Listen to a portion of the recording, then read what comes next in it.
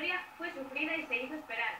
Un solitario gol de Diego Cervera a 12 minutos del final le daba los 3 puntos al conjunto carballón. La victoria del Coruso Mareo obligaba al Real Oviedo a ganar en el Tartiere para seguir instalado una jornada más en la zona de playoff de ascenso. Enfrente estaba hoy el filial del Getafe, que tardó muy poquito en irse arriba para poner en apuros a la defensa oviedista. Esta tarde con la novedad de David en el centro de la zaga debido a la ausencia de Vaquero. Respondió rápido el Real Oviedo con 2 acciones con Javi Casares como protagonista. El menudo atacante azul fue un incordio para la zaga madrileña en los primeros compases del duelo. Poco a poco el Getafe se adueñó del centro del campo y llegaron 2 jugadas muy peligrosas del filial getafense antes del descanso que afortunadamente se quedaron en nada. La segunda mitad comenzaba con susto para el Real Oviedo. En el 52 Samu a punto estuvo de subir el primer dígito en el marcador visitante. El conjunto oviedista, que tuvo esta ocasión en la cabeza de Cervera en el 62, estaba a merced del equipo de Emilio Ferreras en el inicio de los segundos 45 minutos.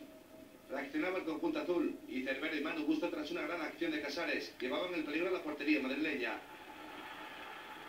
En el minuto 79 de un córner llegaba el premio oviedista. Manu Gusto elevaba el balón y Diego Cervera lo bajaba para llevarlo a la red tras pegar en el arquero.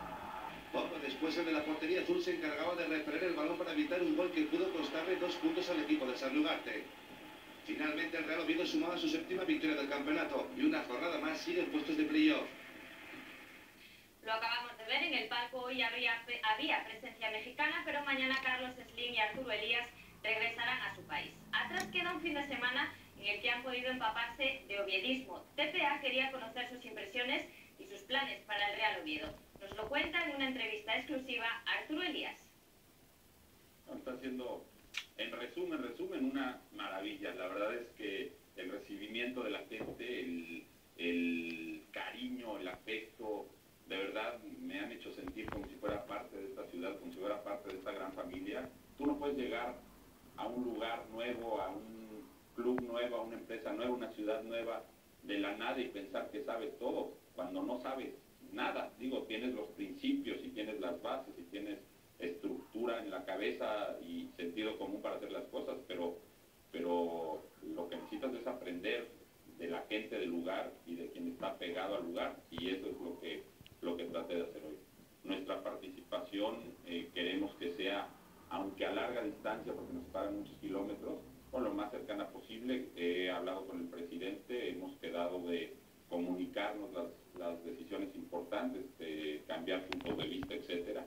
Y yo creo que 2 cabezas piensan mejor que una, entonces estoy seguro que con el equipo de trabajo que pueda haber en México, el equipo de trabajo que es muy bueno que hay aquí, pues lograremos cosas importantes. Un gesto increíble de ustedes, ¿no? de permitirnos pasar por internet, por lo menos para América Latina, los partidos del Oviedo, que yo creo que hay una comunidad asturiana en México y en muchos de los países de América Latina que van a estar encantados de poder ver por allá su equipo. Ya sabe, pero no dice.